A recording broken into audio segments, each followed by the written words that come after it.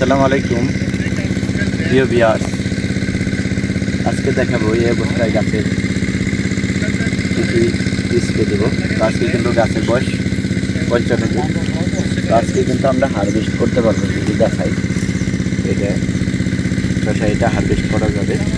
আর হচ্ছে এই যে নিচের শশাগুলো কিন্তু অবশ্যই হারভেস্ট করবো। কারণ হচ্ছে নিচের শশাগুলো যদি না ছিঁড়ে দেই তাহলে কিন্তু উপরের শশাগুলো সেট হবে না, আর উপরের কিন্তু গাছের গ্রোথ তেমন একটা আসবে না।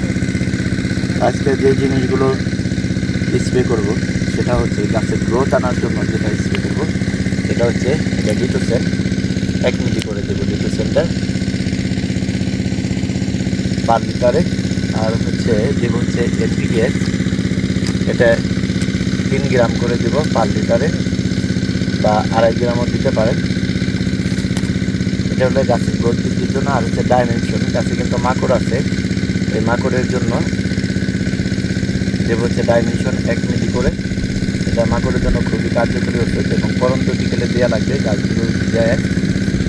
তারপর এটা দেবো অটোমিটা, এটা অ্যাসিডেট এবং ইমিডাকুলোটিক থাকে, সাদামাছি এবং অন্য জিনিস দেবো। আগে কিন্তু এই গাছগুলোর কিন্তু ডিপ মাইনরের সমস্যা ছিল, এই ডাইমেনশন দেওয়ার কারণে কিন্তু এই ডিপ মাইনরগুলো চলে গেছে মোটামুটিভাবে। এবং অটোমিটা এবং এই ডাইমেনশন কীটনাশক এগুলো দিলে কিন্তু ডিপ মাইনর এবং মাকড় এবং চিপসের সমস্যাগুলো থাকবে না। গাছে কিন্তু চিপসে চলে আসছে, এদিকে দেখায় গাছে কিন্তু এদিকে শক্তিগুলো চলে আসবে NPK এবং লিটোসেল দেওয়ার জন্য। এবং গাছের গোড়া কালকে একটা সার দিয়ে দেবো, সার না দিলে কিন্তু হবে না। আর এটা ছত্রাকনাশক হিসাবে দেবো মিস্টার। তা আমি আবার যদি বলি যে বিষয়গুলো দিচ্ছি গাছের গ্রোথ এবং ফল সেটের জন্য দিচ্ছি NPK আর লিটোসেল, NPK আর লিটোসেল দেবো। আর ছত্রাকের জন্য দেবো মিস্টার এটা।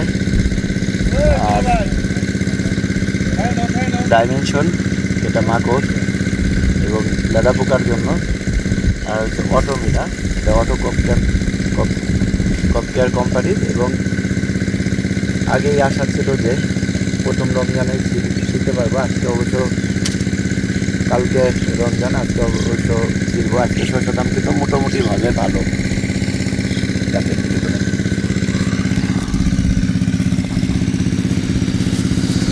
যদি দেখায় গাছগুলো যে কী রকম আর কি ফল সেট হলো এ পর্যন্ত, এটা বিষপাতা কোম্পানির কাঞ্চন শশা। এবং এই শশাটা কিন্তু অটোমেটিক্যালি ভালোই সেট হয়। আমি যদি দেখাই গোড়ার দিকে, এদিকে যদি দেখাই 1টা 2টা 3টে উপরের দিকে আছে 4-5টা করে, কিন্তু প্রত্যেকটা গাছে কিন্তু ফল সেট হয়ে রয়েছে। আর এই যে এই গোড়ের শশাটা, এই যে দেখেন বাঁকা, এটা কিন্তু আসলে পরিচর্যার জন্য না, গোড়ের শশা 2-1টা এরকম বাঁকা হতেই পারে। এটা কিন্তু আজকে ছিঁড়ে দেবে, এবং ছিঁড়ে দিলে কিন্তু উপরের যে জালিগুলো আছে, এই যে যদি জালিগুলো দেখায় এদিকে একটা আছে, এই জালিগুলো কিন্তু পুষ্টি পাবে এরকম। এবং কালকে কিন্তু সার দেব গাছের গোড়া, এবং গাছের গোড়া সার দিলে কিন্তু সার দেওয়ার পর কি দেব, পানি দিয়ে দেবো। পানি দিলে কি হবে, গাছের এই পুষ্টিগুলো পেয়ে যাবে। তো একটা সন্দেহানে ছিলাম যে আসলে প্রথম রমজানে ছিঁড়া সম্ভব হবে কিনা। আলহামদুলিল্লাহ কিছু শশা অবশ্যই কি করা যাবে, হারভেস্ট করা যাবে মোটামুটিভাবে।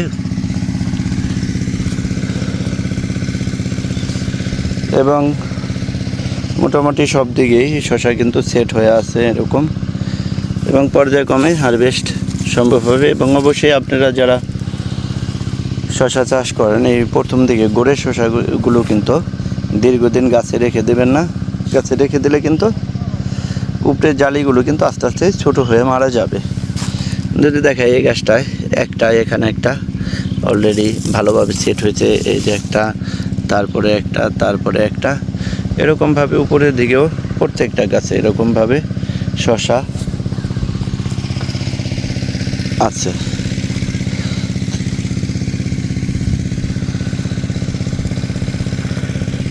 আর গাছের যখন ফল সেট হওয়া শুরু হয় এবং ফল চলে আসে, তখন কিন্তু গাছের একটু অটোমেটিক্যালি বাড়তি যত্ন আপনাকে নিতেই হবে। বাড়তি যত্ন না নিলে কিন্তু আপনার জালি কিন্তু ঠিকমতো সেট হবে না, অসংখ্য জালি কিন্তু পচে যাওয়ার সম্ভাবনা থাকবে। এই যে গাছের গোড়ের শসাটা যদি আগে ছিঁড়া হতো তাহলে কিন্তু এই যে দেখা যায় যে এই জালিটা কিন্তু পচে গেছে, এই জালিটা কিন্তু পচে যাইতো না, এই জন্য নিচের দিকে শসাগুলো তাড়াতাড়ি ছিঁড়ে দেওয়া লাগে। এবং আর একটা জিনিস করবেন, যে এই গাছটা যদি দেখাই, এখানে কিন্তু একটা শসা সেট হয়েছে এবং এই যে একটা দেখা যায় বাঁকা শসা, এই বাঁকা শসাটা কিন্তু অবশ্যই ছিঁড়ে ফেলা লাগবে, কারণ এটা কিন্তু একটা সুস্থ সবল শসার থেকে কিন্তু অনেক বেশি পুষ্টি টেনে নেবে।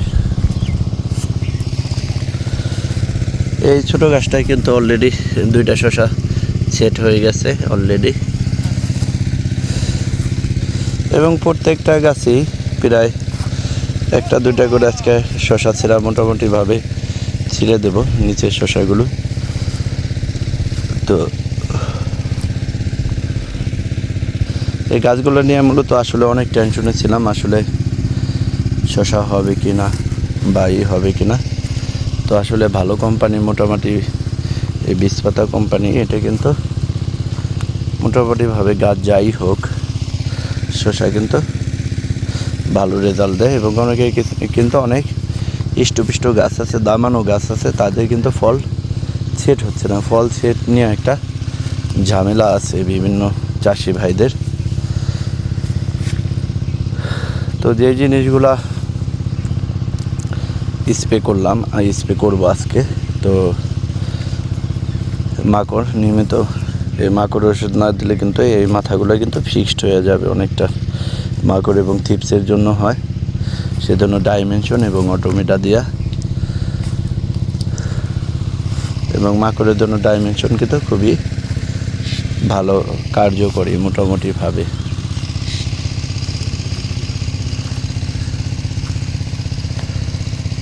তো এরপরও যাদের ফল সেট হয় না, তো ডিসক্রিপশন বক্সে কিন্তু নাম্বার দেওয়া থাকবে, এবং আমাদের প্রজেক্টের পুরোপুরি আপডেট পাওয়ার জন্য এবং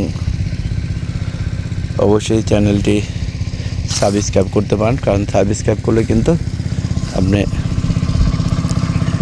নিয়মিতভাবে ভিডিওগুলো পেতে থাকবেন।